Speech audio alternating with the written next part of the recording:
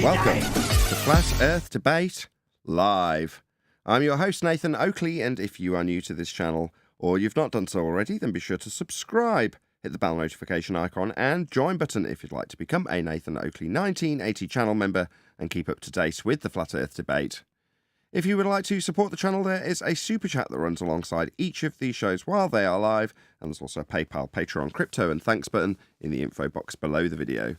Most importantly, if you'd like to join the discussion, simply mute the page you are currently watching, then click the link in the info box below the video to join the panel and express your views on the nature of Earth. If you do join, please don't swear. If you do, you'll be ejected, and if you are, please don't try to rejoin the stream using sock accounts. You'll be warmly welcomed back on the next stream. Please also share the show on social media. Sharing the show obviously increases the live audience, but this in turn increases the chances of a more diverse panel, so please share the show on Facebook and Twitter. Now we are joined by Righteous Force, Neil, Refracted Curvature, Brian, Adam, and a whole bunch of people in Discord, so welcome one and all. Yeah. Hello. If you divide by 0, you get infinity. Number 9. Number 9. Oh God, I'm going to have to tell the audience immediately Number what we're 9. talking about. Hell, I don't want to do this. So in the pre-show, we were talking about numerology. Fun. Please tune into that if you remember. Gripping stuff. Any evidence of the distance to the sun? 9 miles away. Do you accept numbers as It's reality? over there, and you only got an angle Let's or just an deal with that. apparent distance, non-actual. Just ask that again, John. Do you accept numbers as reality? No, numbers are an abstract concept that might describe things in their quantities in reality. For example, however, numbers or mathematics is abstract. It's a language. Like I can tap on a stool and any person in any language will understand that I'm either inviting them to sit down or telling them that this is a stool. It doesn't matter what the thing is named in their language or mine. Yeah, that physical thing is real, the stool. The word for the stool is meaningless unless you agree on the communication method between you. In other words, you have the same language. Maths is no different. Maths is abstract. I can describe to you the physicality of an imaginary stool and you can all conceptualize it. Does it make the stool real? No. Are the numbers real? No. It's all abstract. Now, can you describe things in physical reality with numbers, with the abstract language? Yeah, you'd have to. That's the only way to do it. That's the only way to communicate, by language, also abstract in all forms. Now, this is something I had to discuss with my daughter today when I told her that the one thing I want her to progress in terms of her education with is her understanding of language, mathematical or foreign or English, because that's something that's very key to not getting swindled in life. Understanding communication types. Mathematics is just one of them. So, is maths real? Well, no, it's abstract. It just describes. Well, when we give a phenomenon a name, right, that makes it real. It depends on whether you work outside the convention that you form when you name it. So when we have the Socratic method to come to an agreement on what we mean when we say a word, the agreement will undoubtedly have a convention around it if you're describing something complex. And if you're using that convention to simply describe the phenomena, complex or otherwise, that's perfectly acceptable. However, once you have established the description, for example, time, you describe the elapse thereof as a concept called time, and you derive it from movement from celestial bodies. All well and good until you work outside of the convention that you have derived. For example, turning it into a dimension. Then you're working outside of the concept used to communicate. Well, that's not acceptable. Because, number one, you working outside of a concept when you describe something to another person doesn't change the physical reality in any way, shape, or form. How can it? Communication of abstract concepts changing our physical reality. It's absurd. But that's what we've been duped with, so that's why we're discussing it.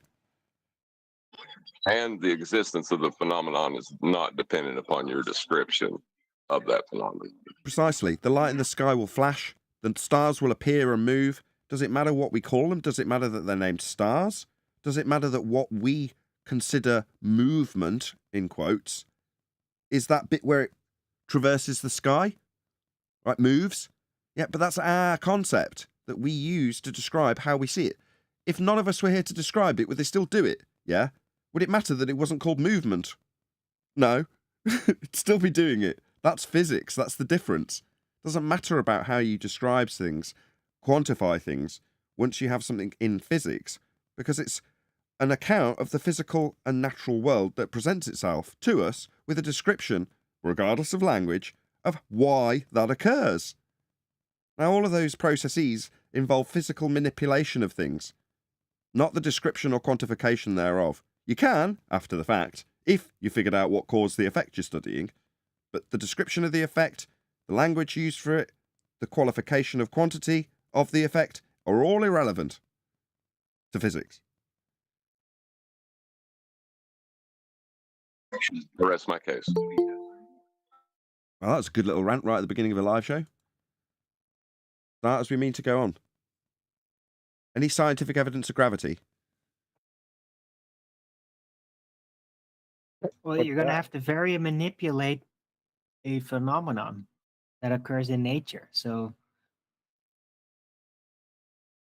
what is gravity? Gravity is a necessity for a spinning water ball flying through a vacuum to stop you flying off it. That doesn't sound like gravity. That sounds more like what you would need gravity for, whatever it is. But what No, is that's it? right. That's correct. You're absolutely spot on. Gravity is an apologetic for a problem induced by a spinning water ball flying through a vacuum. In other words, once you don't have a spinning ball flying through a vacuum, you don't need any apologetics for it. You don't need gravity. Yeah, but what is it though? And how Nothing. would it do that? How would it create that spinning water ball? Okay, well, it's like saying, how would you go through the wardrobe into Narnia? Well, Exactly. I could describe it, how it works all day long and give you a convention for how it works and maths for how it works and descriptions for how the physics will feel as you go through the wardrobe. But it's not real. But can you actually do it? Because ballers seem to have a lot of trouble actually doing it, and they really believe in it even. So I don't Doing think you what? could do it, Nathan. Because they're the ones that simultaneously believe they're stuck to the side of a spinning water ball flying around in a vacuum. That's why they have to do that. Good morning, by the way. Morning. Light Any chocolate. single viable hypothesis from any of the fields of astronomy, cosmology, or astrophysics? You never really answered the question, did you, Nathan?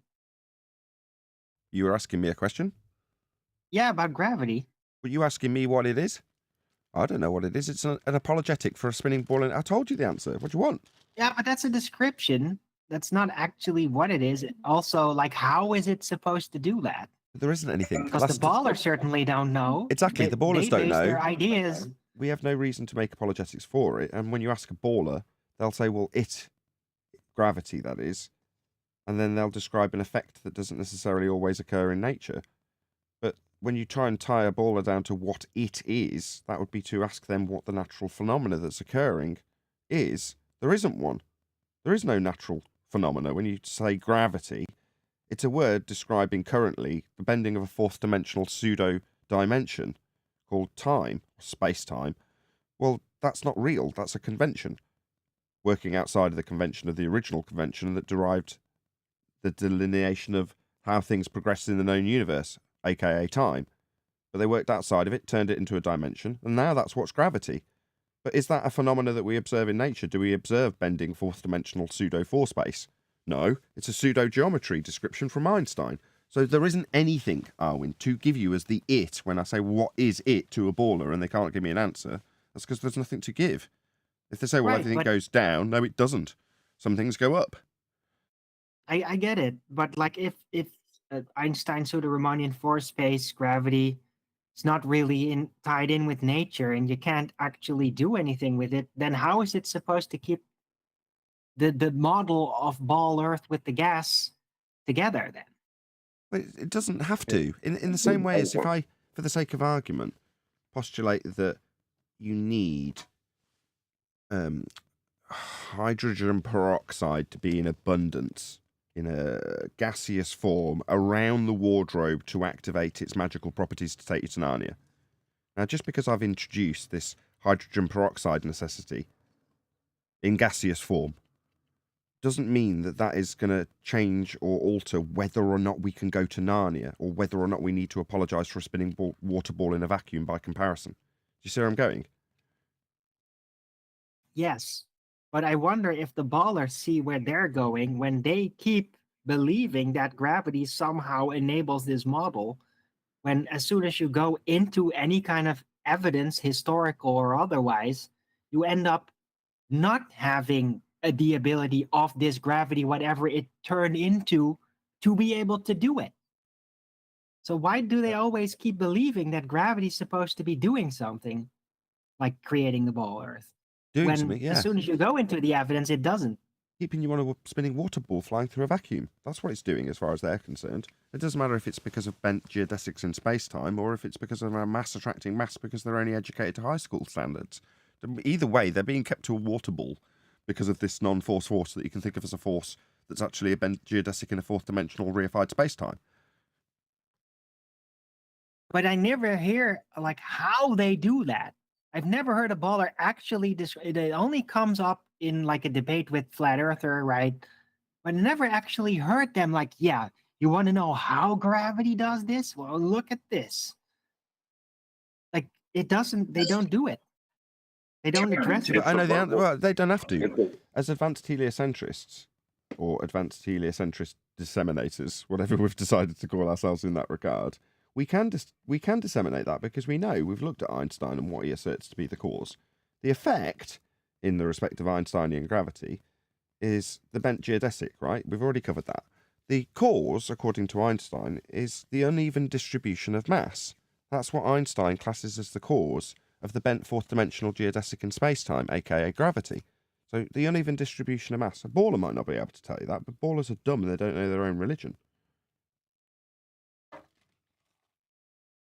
Yeah, but Happy? how does any of it though create a ball? Like, yeah, bending of space-time, it's mass. What but ball? yeah, but that's the question. Like, where does it actually lead to the creation of this No. ball or to keeping it together? No, Arwen, if there's no ball, there's no it that created the ball, right? All you're talking about now is just a cool story. If there's no ball, then you don't need a story to explain how the ball that's not there is there. Okay? If anything, gravity is like a mechanism for delusion within the mind of people that believe they live on a ball. Like a trigger word. I know. I just want to know how they think gravity is doing that because I have a Ballwin emulator in my head and I can't really get it to work without getting super surreal. And I don't even hear ballers attempting it. It's like, Neil no, deGrasse Tyson would tell gravity you. allows it. Gravity just allows it. Just don't ask me how. And that's what ballers do now. Allows what? That's Hey, the problem. Chocolate. Stop. That's the problem that I get to with ballers. Gravity allows it, says Arwin. Okay, let's just define terms. You said it allows it. What's it? What's gravity allowing? What's it?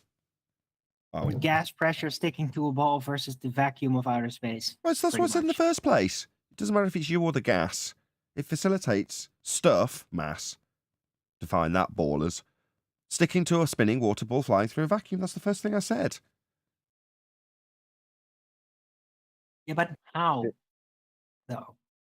By the uneven distribution of you mass alright? causing bent geodesics in space-time, followed by gravitational accretion. What do you want? Bloody hell, Arwin. Well, that just explains how there is some kind of displacement, supposedly, right? But it doesn't explain how it actually then makes how that space-time bending actually leads to the formation of a ball in outer space. Like that part's not What addressed. ball I in never outer heard of space? that. Gravitational What ball? accretion. As a baller, I could raise an objection to that and say you're asking a how, why question to a what is question. There's That answers was out from there, a right? baller knowing what Einstein's got- science is. Einstein's got plenty of answers in bent geodesics in space-time, Arwin. Yeah? And what's the point of going through them? You're saying you want to know the story. Okay, well, that's fine. Other than we don't live in a fourth dimensional bent reified space-time. Yes, I understand that. I'm digging and digging and digging. It might be a little annoying, I know. I just want to know, like, did Einstein ever make an official statement as to how, but specifically ball Earth eventually is the result of his gravity? Is there anything that he ever lectured or wrote down or something about that? Yeah, Big Bang. Because all I've ever heard of from him you is get more like, than that. accelerating Bloody upward. hell. You get right? the entire. That's flat. I keep asking. You get the entire origin story out of it, Arwin.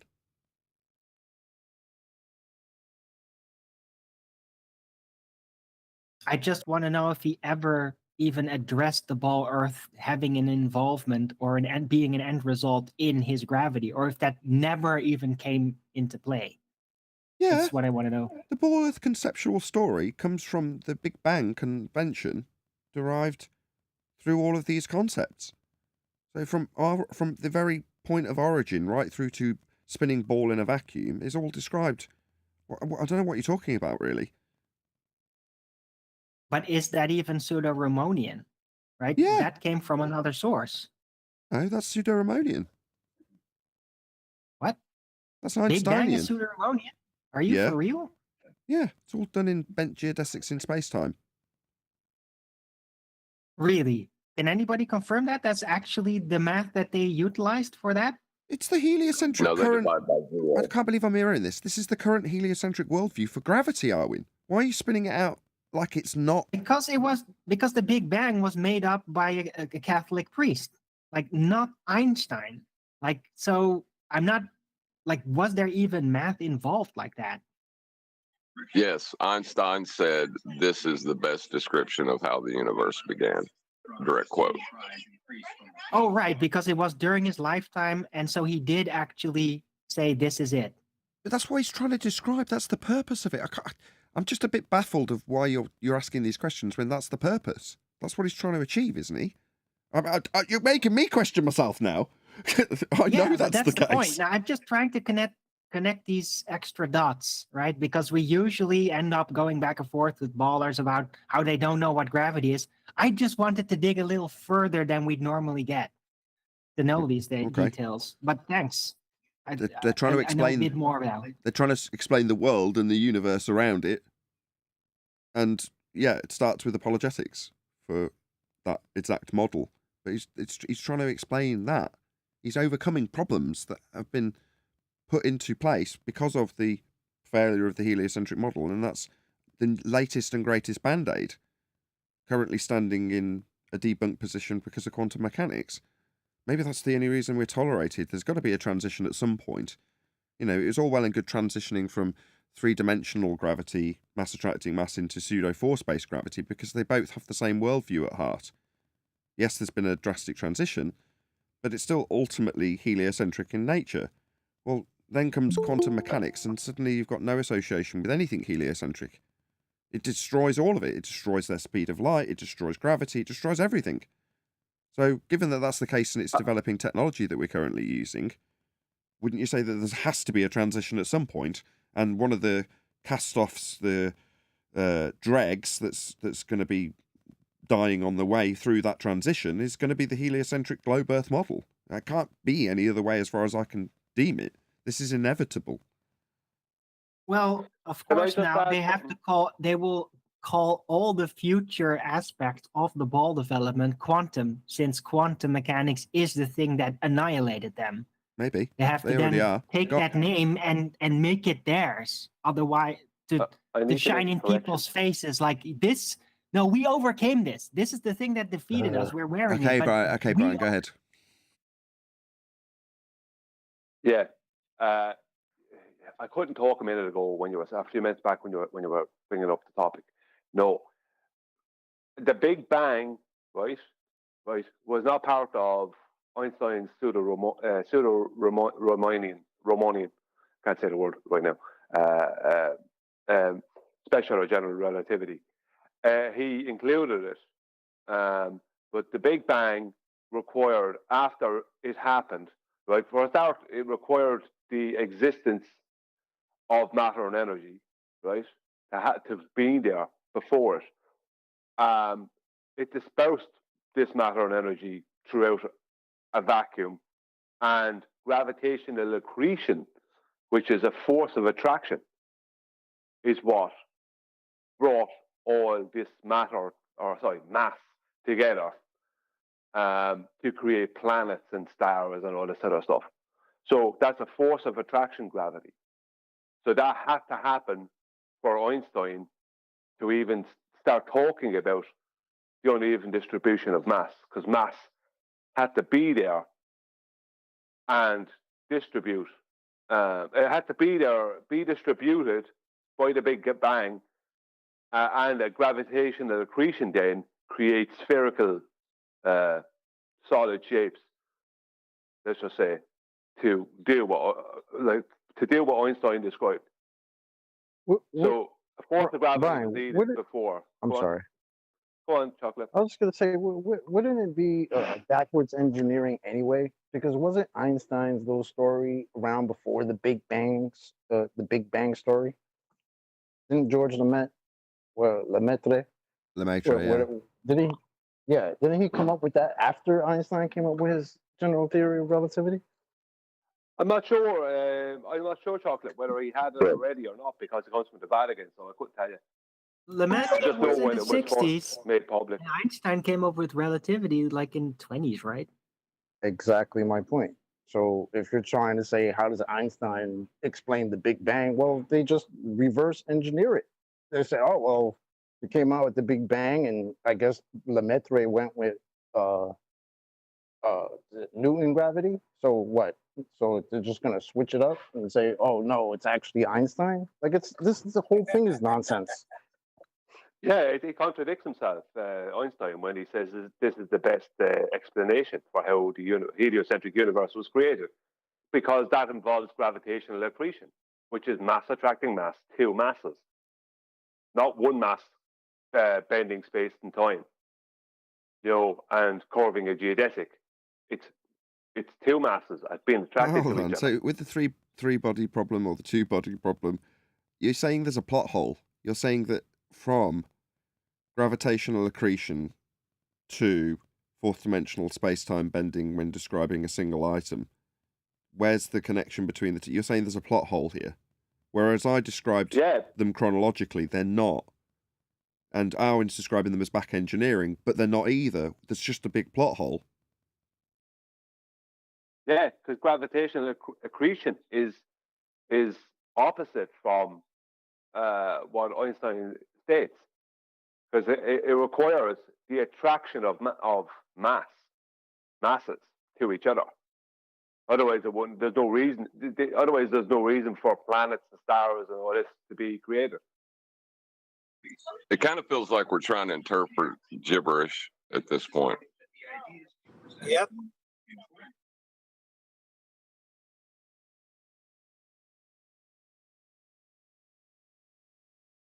Okay. Cool. Should attempt fate with 100 people watching. So for literally 24 hours since yesterday's show crashed, right after I said, please share the show, computer's really stable. And then it crashed immediately, which is wonderful. But from that moment till this, all I've done is spent testing and tuning the computer and doing repeated live streams, some to members and some to nobody. Hopefully with 24 hours of pretty much live streaming the entire time, 5 hours sleep, we are actually in a position for me to say again, please share the show, but hopefully I'm not tempting fate and we won't suddenly lose everybody because this computer crashes. But I don't think so. I'm hoping that I've done my job and 24 hours of tuning and testing has mean your share will be worth it. And it doesn't just immediately go out to people who can't Are we can't ever pick going up to the show. finish that video? My bad.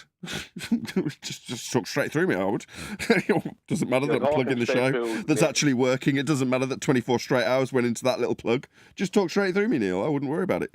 Yeah. We know, but are we going to go through that video with time that Ted put up? We only got certain parts of it, 3 faces at a time or something. That was good.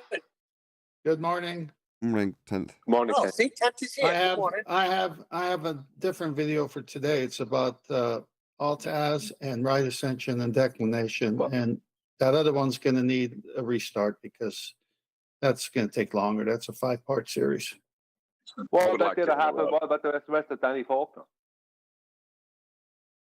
I That's want to another one. continue McKeegan. I mean, we only got halfway. Who knows how crazy the Yeah. other half is? Get a new press secretary, Nathan. I do Triangles. too.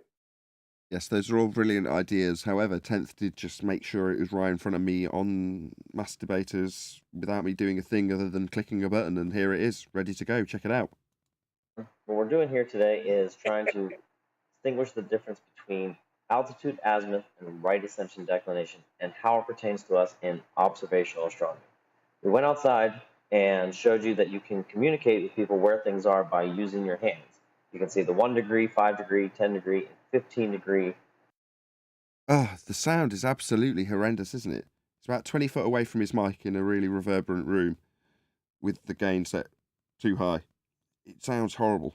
Anyway. Mark if you stretch your arm out at arm's length and put that hand or fist next to the sky to mark off the different degrees. So if Okay, so far so good. you're unaware, we live on a sphere. And the sphere No, Stop. no, no. Get it all out. Get your He's objectives out. CJ Dangle. And yeah, you can't do that. You can't say you're on a sphere, in a sphere. You're going to pick one, buddy. Like, if you're on a sphere, you ain't taking angles. And if you're in a sphere, you're not seeing the sky. You're burning in hell. sphere rotates once a day on its axis and gives us our day-night cycle that we're used to. Go on, get it all out. Get it all out. No? My panel already got it all out. Nice Since we presupposition. live on a See, there it was. sphere, what people wanted to do was divide up the sphere so that they wanted to pinpoint locations. The way humans have split up the planet is one of two ways. The first is latitude. And the way we did latitude It's by taking elevation angle measurements Latitude. to Polaris off a flat plane. So there's no way you're splitting up the globe with latitude because the angle measurement requires a flat surface. So how could this be used to split up a globe? Nonsense. was set 0 degrees to be at the equator of the planet Okay. Now, is he going to describe the equatorial plane? and 90 degrees to be at one of the two poles. Hold on, 90 degrees to what? There is no 90 degrees at the poles because that line would be meeting the top of a curved surface. That's not 90 degrees. It'd be 90 degrees to the equatorial plane inside your ball Earth. But that would be a flat plane with the celestial sphere around That's it. Ugh, go on. But that's what I'm saying. I'm agreeing with you. That's what it is. It's a 90-degree angle, taking their equator as a plane, as an equatorial plane, and a 90-degree would be a perpendicular angle up to the North Pole in their model. It's called the horizontal coordinate system, the alt-az. The RA and DEC will be a sky map, and it'll be a celestial coordinate system. We're going to get into that here. So the whole point here, he's saying at the beginning of his video, with the fingers, with the arm extended, you can figure out what degrees are to get angles. You can't get any angles from a curved surface. So as John says, you got to be in the earth, which where hell is, and you're taking your angles from there. So hell has a plane, but the sphere has a curved surface. Angles don't work from the sphere. So that's why they choose the equator as the 0 mark, because now they can play with 0 to 90 up to the north and 0 to 90 down to the south.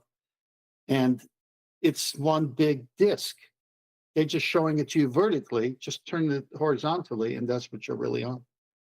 Yeah, so it's describing a flat plane inside a globe as opposed to the surface because you won't get 90 degrees as described to any point on the globe. It doesn't have a 90. It'll only ever be 90 if it's meeting the equatorial plane inside the globe in the fires of hell, unless you concede that you're on a flat plane. Anyway, this videographer is called Ryan Tukek.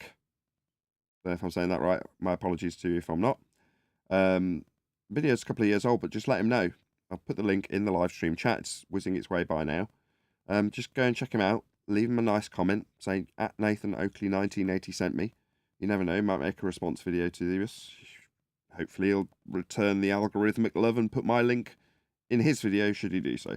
That's the whole idea of you going and letting him know at Nathan Oakley 1980 sent me. It's entirely selfish. I'd hope that they'd respond by doing the same. And in between there, we look at different increments all the way from 0 to 90 or 0 to 90. That is our measure of latitude. No, there is Yeah, no see, 90 on this ball, ever. What you've just pointed out wasn't 90, ever. So at this point, he's not showing the equatorial plane. He's describing the equator and then describing 90 degrees to a ball. Now, either you're geometrically illiterate or you don't have a clue about how you should present what you're actually claiming, because you're describing a flat plane that can have 90 degrees to it. And you're saying through an axis on a ball that won't ever have 90 degrees to it, you've got 90 degrees. Well, you're just wrong. You never have 90 degrees to a surface of a sphere, ever. Now, if you say, oh, like we're describing on your behalf, he's describing the equatorial plane inside this ball. Why have you got a ball up then? You know, it all requires shouting at. Let you know where could get 90 degrees from a curved surface if you just keep reiterating that you have 90 degrees and that you have a curved surface. Right? This is you don't really have to say it unless you go out of your way, like Mr. Twangles, who went out of his way to say it. But this guy, he's not doing that. He's just talking about 90 degrees, 90 degrees, 90 degrees, and we live on a sphere. Not telling you how he got that 90 degrees from the sphere, right? You don't. It's on screen now. This is the acquisition of a 90 degree, potentially imitating a measurement to a star, in this case Polaris. If you're going to get 90 degrees below Polaris, you're going to need a flat baseline to measure it along. That's how you do it. It's the only way to acquire 90, is if you've got a flat baseline. It can't be done any other way. So when he shows you a ball and says 90, 90, where's the 90 on this? It does not exist except for in the fires of the centre of it in hell. That's the only place you get 90. Well, you're not standing in the centre of this ball. I don't know why he's put it on screen. Measuring a 90, there it is, really simple. Flat baseline required, flat earth required. Measurements to Polaris to give you your latitude require a flat earth. In all fairness to him, the idea of living on a flat plane is probably as close to hell as he'll ever physically get. Meanwhile, to get the 90, he described this is how you do it. Flat earth required. Yeah, and that's why he's describing it from hell. He's in hell at the moment he describes that, I guess. where you are east and west on the planet. What we needed was another system known as longitude to know how far west or east we went. And we had to pick a zero location for that, and that ended up being Greenwich, England. So 0 degrees goes right down the planet from the North Pole to the South Pole in terms of 0 degrees longitude. 180, fun fact, is all the way on the opposite side of the planet and runs pretty much through the middle of the Pacific Ocean. And when Go on. Yeah, he's back talking about flat planes again. That's Indeed. azimuth. Right. He's talking about a grid. He's talking about the flat grid.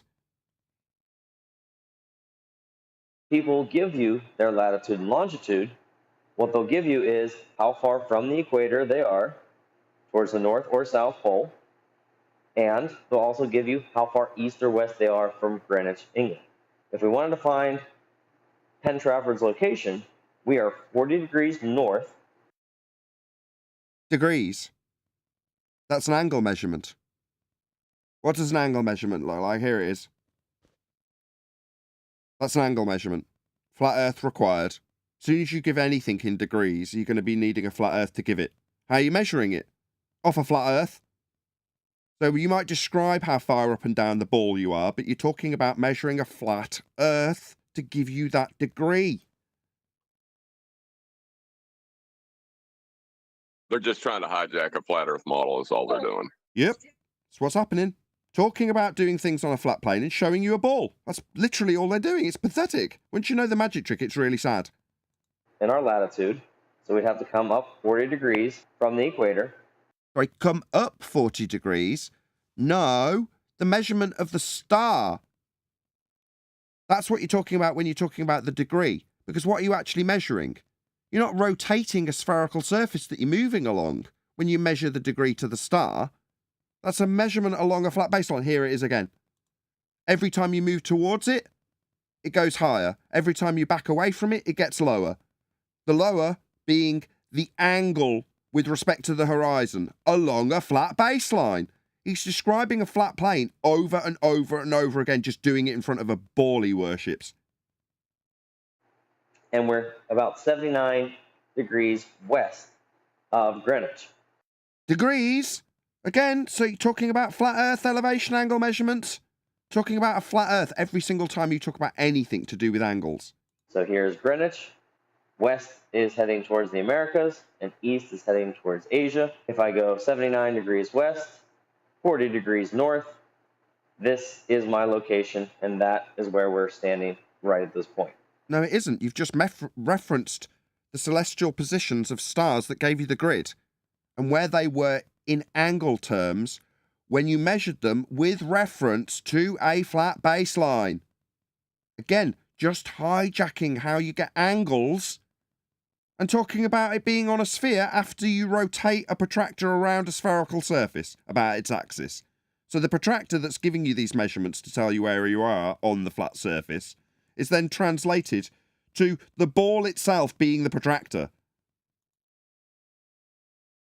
When you walk outside, though, what you create for yourself is what we call the celestial sphere. The celestial sphere is basically your viewpoint centered on you with a. Oh, really? Where's the ball Earth gone? If this is our celestial sphere, and we're talking about, as I just did, the angles to the stars in relation to the grid that's on the flat plane, it's a flat grid. This is the ground now. This flat disk that he's showing on screen is now the surface you are standing on. And what are you referencing? You're referencing the sky, and a perspective view of it would represent itself in this diagram in orthographic view as a dome. Merely the perspective view as a star drops towards the horizon, sod all to do with having a dome above you, and everything to do with a flat baseline that is represented here as this flat disk. Where's the globe gone? First diagram of the celestial sphere, it's got no globe in it. That line that he just said, that is kind of devastating though, right? Because he just made it seem, oh, you go outside and what you create for yourself is the celestial sphere. Okay, so you're talking about perspective. But like you said, where's the globe? Did I create the globe when I went outside? No. What is he talking about? Neither's he. It's not in this depiction. Where's the globe? It isn't there. There's just a flat plane with a celestial hemisphere over it. Right. It's not been mathematically introduced yet by a transformative equation. He's not applied Haber's sign yet. Oh, I to see. Transform the flat Earth. I see. So at this point, we're just using a flat Earth then? Yes. Horizon that goes out around you, and an altitude from said horizon all the way to straight above your head. So let me kind of point this out and demonstrate. So here we are, North America, and I put a little stick figure to show. Right, demonstrate what? You just showed us a flat plane with a hemisphere over it, and now you're back to your ball again, talking about angles that don't work on curved surfaces. Why is it that you need to show us how it works when describing going outside with a flat plane and then going back in transition form to a ball that won't give you any angles ever? I don't understand why he's doing this. Show you that this is where I am on the planet, and I'm going to put myself straight up and down. And when I step outside, I said I create that celestial sphere. This is what you can envision. Here you are. What? No, mate, because what you showed a minute ago didn't have a curve. So you see how this curve meets the edge of your dome? Well, the dome isn't a dome. It's a perspective view in orthographic representation. It's nothing to do with any domes. It certainly isn't anything to do with a dome plonked on top of a curved surface, because that won't ever give you any angles. This is utterly absurd. It doesn't also represent what you showed on screen a minute ago, which certainly didn't have a curved surface on the bottom of the baseline, because it wouldn't give you angles. So how is this representative of the diagram you just showed us? It looks nothing like it. It's a pimple on your religion. You are standing at the center of your celestial sphere. Really? Center of your celestial sphere. I see. No, so far you've not shown us any celestial sphere. You've only shown us hemispheres. And there are two coordinates that can happen in this system. The altitude system and the azimuth system. The azimuth system is simply a system that goes 360 degrees around your horizon. With a flat base that's level, ready to measure the angles to these stars in the dome that you've plonked on top of your sphere Earth belief. But at no point does it ever give you a curve, which is what you've got here. It's really pronounced. Let's make it nice and big for the audience. This isn't a flat baseline. This will never give you angles. What you've done is you've bastardized what you showed us in your diagram with a hemisphere representing the sky, and then somehow introduced a curved surface to it. With 0 degrees being towards the north, 180 degrees pointing towards the South Pole, 90 degrees pointing towards the east or the Atlantic Ocean, and 270 degrees going west towards the Pacific Ocean. So when you step outside, you don't get any of those angles off a curve. None of that made any sense. 90 degrees to what? 180 degrees to what? How are you getting that? You know, my protractor's got... Go on. Yeah, he's talking about azimuth from north in a clockwise motion for the direction of the luminary, say the sun. So let's say you sight the sun, and then you say, okay, you get your compass out, horizontally held, to match that flat surface he's on. And you say, oh, I'm at 189 degrees from north. So now he knows the direction. The next thing he needs is altitude, the elevation angle. Then he goes to the books that tells you where exactly that is for that day, that time, that minute, that second. And then he's able to use celestial navigation and angular relationship and say, oh, I could draw a circle of equal altitude. I'm somewhere on the circle, which is a disk. And he even showed it's a disk. If you look at that picture with the little glass bowl on top of a sphere, Brian could jump on this one.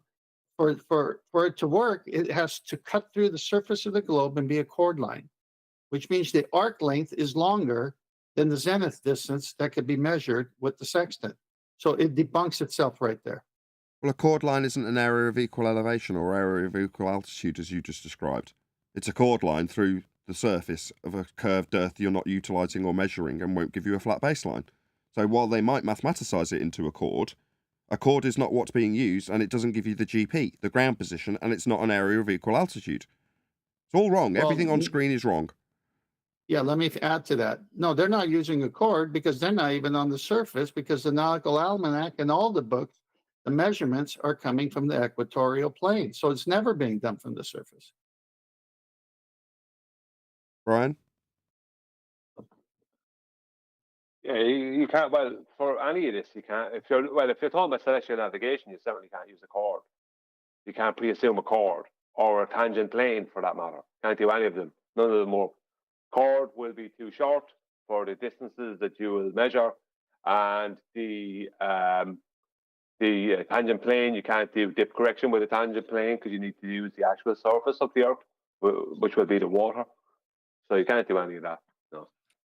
Well, let's be clear. It's just hijacking of perspective, Nathan. That's all that goes on in any of these things. Sorry, Brian. Let me summarize. Let's be clear. They're using an equatorial plane for the angle. That's in hell. That's in the center of their globe. That's where the measurements are coming from. This round thing called the sphere is surplus to requirement. The measurements are all from the center of the Earth. That's why the endless citations we've all shared and seen, that if your eye line is on the surface of the sea with the sextant, there is no dip or height of eye correction because it's parallel to the equatorial plane. So a plane on the sphere, oxymoron. Plus, if you look at that picture you got now, that's 90 degrees directly above that stick he put on that globe. That means 0 to 90 is 5,400 nautical miles. But then if he turns around, 0 to 90 is another 5,400 nautical miles. That's 10,800 miles within that little celestial bubble. Okay, because guess what? On screen now, we've got the equatorial plane depicted as he would have more accurately described it when he says he's got 90 degrees to the axis, right? So here's his axis running through Earth. Here's the equatorial flat plane that he described when he showed a simple description of what he called the celestial sphere, but actually the celestial hemisphere in that description. Well, here we have what he would have presented if he didn't just show a bloody globe in physical form, because he's describing a dissection of Earth, what he described as the equator. Well, no, it's the equatorial plane. Now, the hemisphere of the sky would be wrapped around this further, and the surface of a globe Earth is entirely redundant, because where you're plotting to? Well, you're plotting to where you're standing.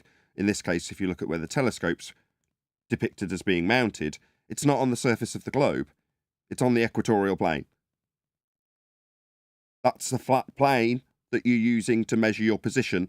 And then after you've used a protractor-like tool to measure an angle to a star, you then somehow, because of brainwashing, decide that it's not the protractor and the angle that you look at through the protractor, it's actually the globe Earth itself being the protractor, and your movement of the star that you saw when you measured the angle along a flat baseline is actually the globe Earth turning like it's a protractor. And what you took as the surface and your position therein actually directly translates to a global projection from a grid that's flat that you've already used to get your position onto a globe if you convert it thereafter, even though you've already found your position on the equatorial plane. So the globe, as is depicted here, isn't the surface you're dealing with, isn't the surface you're measuring, isn't the surface you're getting 90 to, isn't the surface you can measure an angle from, doesn't give you a grid system to place your location, doesn't give you an area of equal altitude, and is entirely surplus to requirements. It's simply not the surface you're dealing with when you do this. What he's referencing is if you take the latitude and longitude grid that's on either the AE map or the Gleason's map, and you ignore the inaccuracies on the map, because that map, the terrestrial side of the map, is designed to fit a globe. So when they flatten it out, they stretch out places like Australia, right? But the latitude and longitude grid is the actual latitude and longitude grid. You don't need to go to the center of anything. It's just one plane that you can use for latitude and longitude and azimuth. You know what I mean? You don't need to go to the center of anything. There is no center in reality, and that's the truth. So people can laugh at things like the Gleason's map and the AE map, but the latitude and longitude grid that's on that is correct. And for instance, if you take Australia, on that grid, Australia has more than on, let's say, the Gleason's map, Australia has more than 2 time zones, right? But in reality, it doesn't. It only has 2. This is the thing. You know what I mean? They try and give Australia 4 time zones on that, like they give to America, the United States on that. But in reality, the United States has 4 time zones, whereas Australia only has 2. So, you know what I mean? This is what they must do they're kind of, this guy is working off of his belief of what the latitude and longitude grid would be, and how azimuth would work if he believed on a globe, but it can't work because all these angles make it impossible to live on a globe. You know, it's kind of, where do you go with that? North, south, east, west, cardinal directions that you know are 90 degrees apart from each other in your azimuth system. Impossible on a globe. Yeah, I was just about to say, took the words out of my mouth. Where's that on this globe? Me Where's too, 90 degrees to anything ever? It doesn't exist. Yeah? Why? Well, because that's not what he's describing. He might be plonking his pimple on his sphere Earth belief, but in reality, this is what you use. You use the equatorial plane, and the globe surface is redundant. It's not even redundant, it's surplus to requirements. If you want to know how high something is in the sky in your celestial sphere, you go from the horizon and use the hand system that we just taught you. To get from the horizon to right above your head, that's a 90-degree angle. Nope. Not on this, it isn't. There is no 90 degree on this. What you've just described is totally inaccurate. There's no 90 degrees from you to the horizon to get the angle. Now, you're saying the crude way of getting the angle is just by using your knuckles, okay? Yeah, they represent angles that would be measured more accurately, with the flat baseline required for it to be an angle. Crude or otherwise, you're describing something that requires a flat baseline, representative of the dome being the protractor. Now, I appreciate that once you've got this off the non-curved surface that won't afford you an angle, you'll make the dome, which is the representation of the protractor you're looking through the stars at, the globe itself. Now, you've got a protractor plonked on top of a globe that's also going to be a protractor once you've got this measurement. But you won't ever get it in this version, because where the hell is it? There's no 90 on this, ever. That takes about 9 fists to go from this side all the way to straight up over your head. And that location we call zenith. So if I ever tell you to go look outside and look towards zenith, that's where you're looking for. To show you this in what we saw in the planetarium, we have... Say again? Basically, he is describing reality accurately, but he's showing images of it happening on a sphere. Yep. It's, I'm guessing how he was brainwashed into believing this nonsense. Just say, I've got this angle, whilst showing something that won't give you one. And it all makes sense.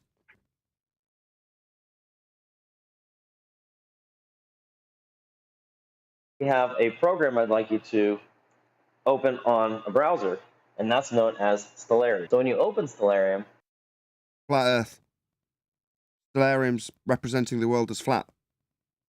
Not giving you a globe. It's taken from the equatorial plane and is representative of the celestial sphere. How is this globe shaped? There's a couple options that you can have here. Just quickly. It's still interesting the way every one of these videos that reference, whether it be celestial navigation, astronomy, whichever, they reference the latitude and longitude grid on a globe.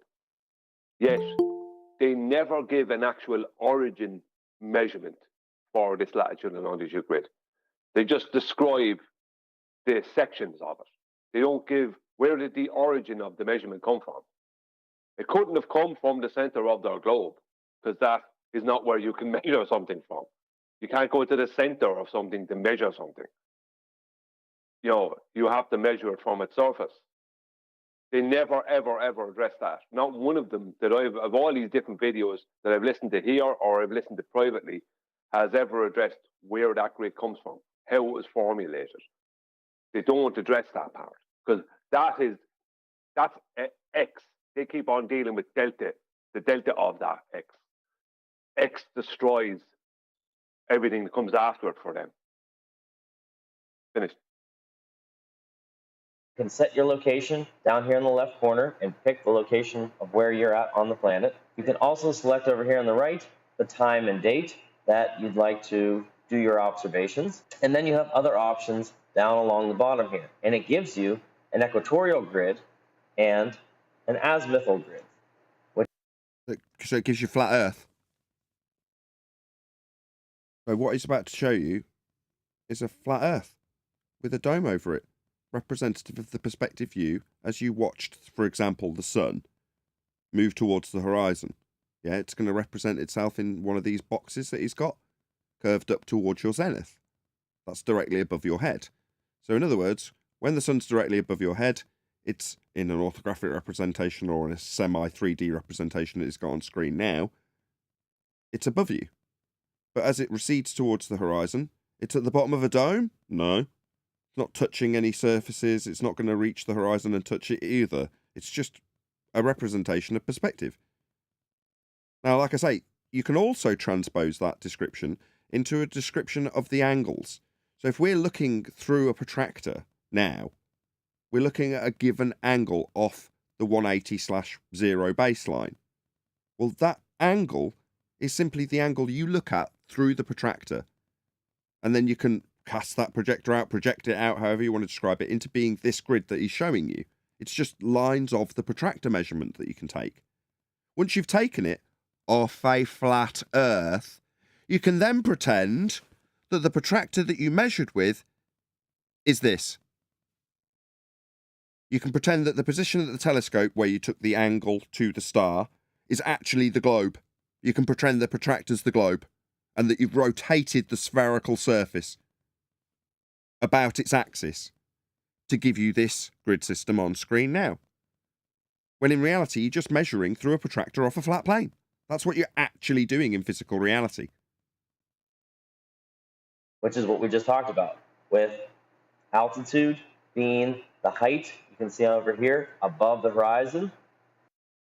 So, not from hell, not from the centre of a sphere Earth, along a flat plane, and just the angle it represents itself with you measuring it from the ground.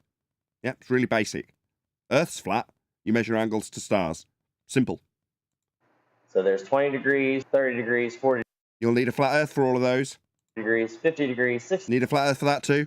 degrees, 70, 80, All of those need a flat Earth. That needs a flat Earth too. and there's zenith straight up overhead. But 90 degrees from your position, so along a flat baseline then. All of these terms need a flat Earth. Every single one of them require a flat Earth. That is unique to every person on the planet. On the planet? No, on the plane. For everybody on the plane to describe them having angles to the sun would mean that everybody's measuring along a flat baseline. They are. That's how it's done. So not on the planet, nobody would be getting angles if they were measuring off a curved surface. Ever. Do you think that the word planet, since it has plane in it, is that how that word was derived? They just added a T on the plane and ignored the problem that you couldn't get angles from a curved baseline. You're What's the dangerously French close. word for plane? Yes, you're dangerously close to an etymological fallacy, but yes. No, I ain't saying that that is the reason. I'm just wondering if it is. Yeah, Planete Veritas. Check him out. Has he still got his videos up? Hopefully somewhere someone's got his videos up. Why is that unique? If you look back to the globe here, It has no angles that you just described. Ever. None. Zero. Nada. They're not there, mate. So unique to the globe, no, unique to a flat plane would be everything you just described. I lived down in South America and I walked outside, this is my altitude azimuth celestial sphere. Nope, it's just a guy standing with a measurement tool for angles. And the representation of the sky and where he sees the sun, if it's above his head, it's at his zenith. If it's on the horizon, it's over here. So this is just you dropping a protractor on top of him. But suddenly the protractor's no longer got a flat base to it.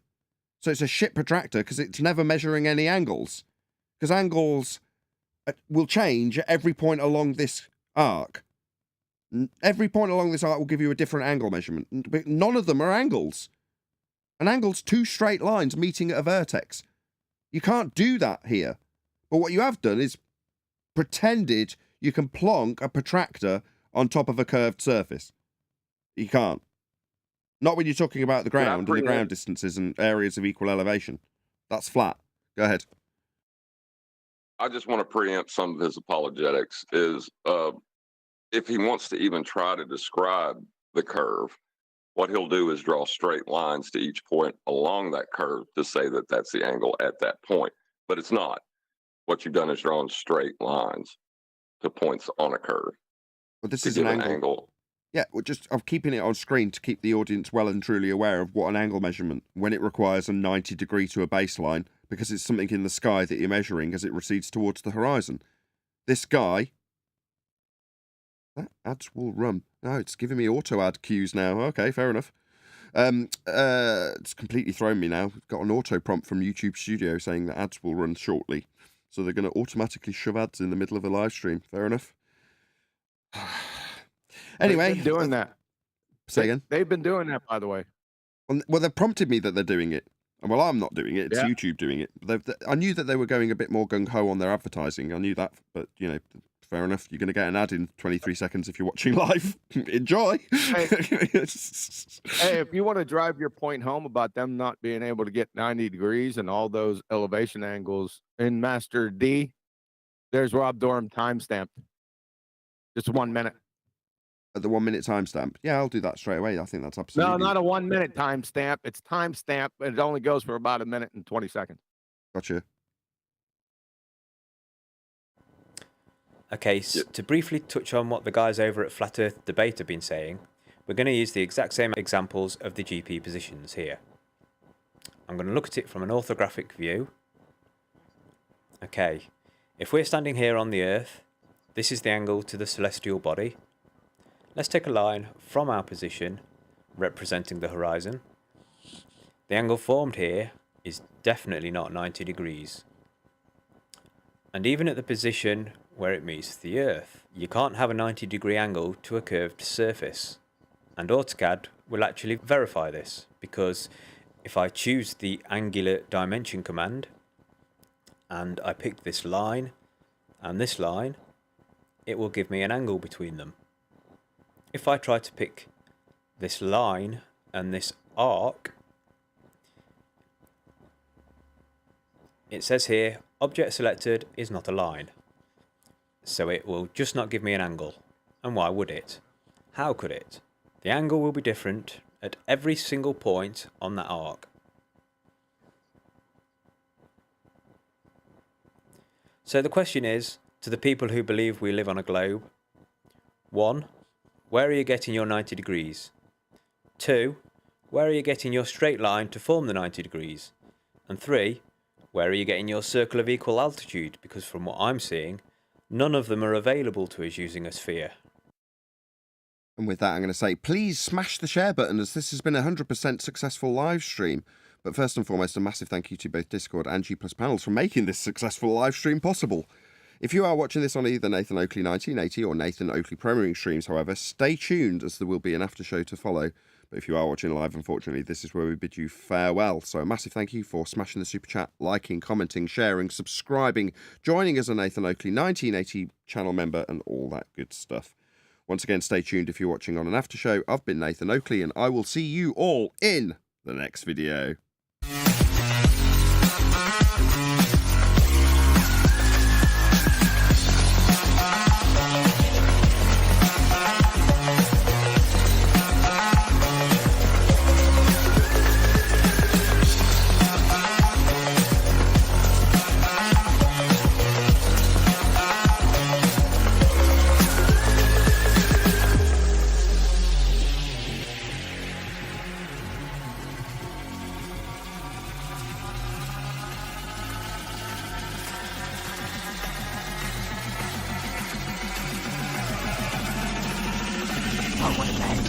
What a lovely day!